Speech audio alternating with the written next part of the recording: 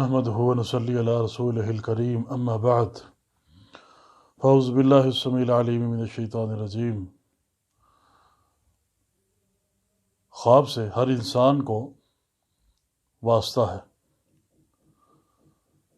کوئی بھی انسان ایسا نہیں جو یہ کہہ سکے مجھے خواب نہیں آتے۔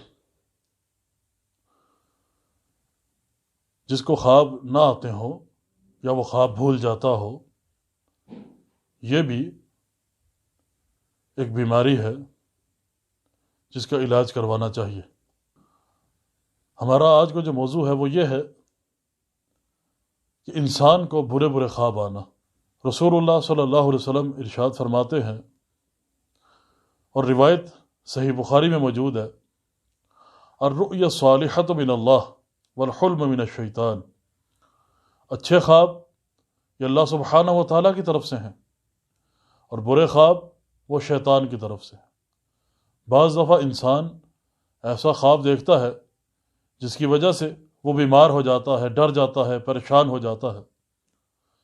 صحیح بخاری اور صحیح مسلم میں روایت موجود ہے کہ جناب ابو سلمہ رضی اللہ تعالی عنہ وہ فرماتے ہیں، کنت اری الرؤیا اعری منہا، میں خواب دیکھتا تھا جس کی وجہ سے بیمار ہو جاتا، مجھے بخار چڑھ جاتا تھا، میرے جسم میں کپکپاہٹ ہونے لگتی اس خواب کی وجہ سے۔ یعنی معلوم یہ ہوا کہ کچھ خواب ایسے ہوتے ہیں جس کی وجہ سے انسان بیمار ہو سکتا ہے۔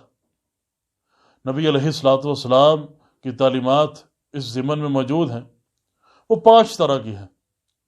مختلف جگہ سے روایتیں جمع کر کے میں آپ کے سامنے رکھوں گا۔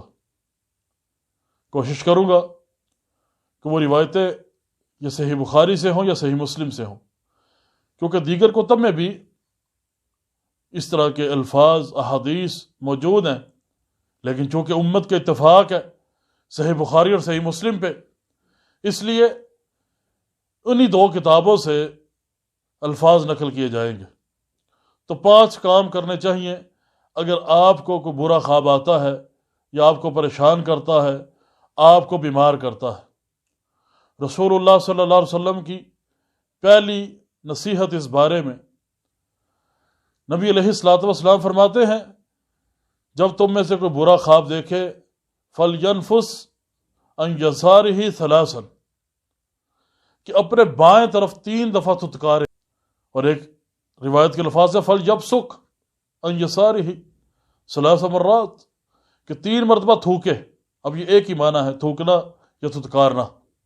3 چیزیں اس میں موجود ہوتی ہیں، ایک پھونکنا، ایک تھتکارنا، ایک تھوکنا۔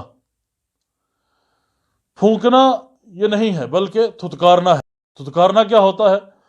جس میں پھونک تو ہو لیکن ساتھ ہلکا ہلکا تھوک بھی ہو، اسے نفث کہا جاتا ہے۔ نون، فا اور ثا، اردو میں کہیں گے نون، فے اور ثے، نفث۔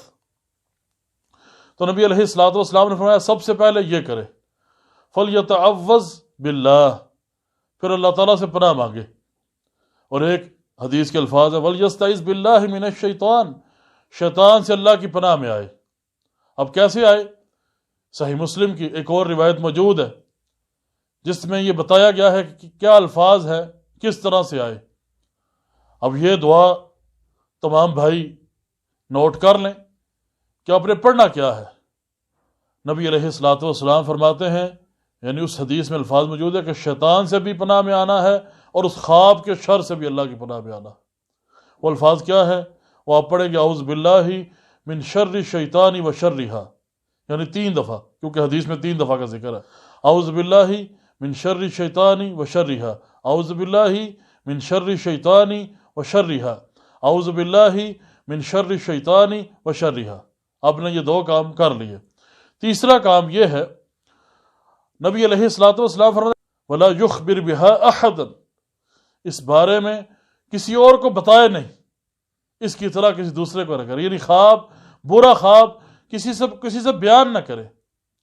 اور چوتھی چیز وَلْيَتَحَوَّلْ عَنْ جَنْبِهِ الَّذِي كَانَ عَلَيْهِ، کہ جس کروٹ پر وہ لیٹا تھا اس کروٹ کو تبدیل کر لے، یعنی اس کروٹ کو تبدیل کرے جس پر وہ لیٹا ہوا تھا۔ یہ 4 چیزیں۔ اور 5ویں چیز فَإِن رَأَى أَحَدُكُم مَّا يَكْرَهُ فَلْيَقُمْ يُصَلِّ، اگر وہ دیکھے جو ناپسند کر رہا ہے تو اٹھ کھڑا ہو اور نماز پڑھے۔ یہ پانچ کام کریں گے۔ صحیح بخاری اور صحیح مسلم دونوں میں ہے، نبی علیہ الصلوۃ والسلام فرماتے ہیں اس کو وہ خواب نقصان نہیں دے سکے گا، وگرنہ خواب بعض دفعہ اتنا نقصان دہ اور تکلیف دہ ہوتا ہے۔ صحیح مسلم میں روایت ہے کہ ابو سلمہ فرماتے ہیں میں بعض دفعہ خواب دیکھتا کان اثقل علی من جبل، کہ پہاڑ کے نیچے آ جانا اس سے بڑھ کر خواب مجھے تکلیف دیتا تھا۔ تو اگر اس مسئلہ میں بھی نبی علیہ الصلوۃ والسلام کی تعلیمات پر عمل کیا جائے تو ہم خواب سے، اس کے نقصان سے اور شیطان کے شر سے محفوظ رہ سکتے ہیں۔ اللہ تعالیٰ عمل کرنے کے توفیق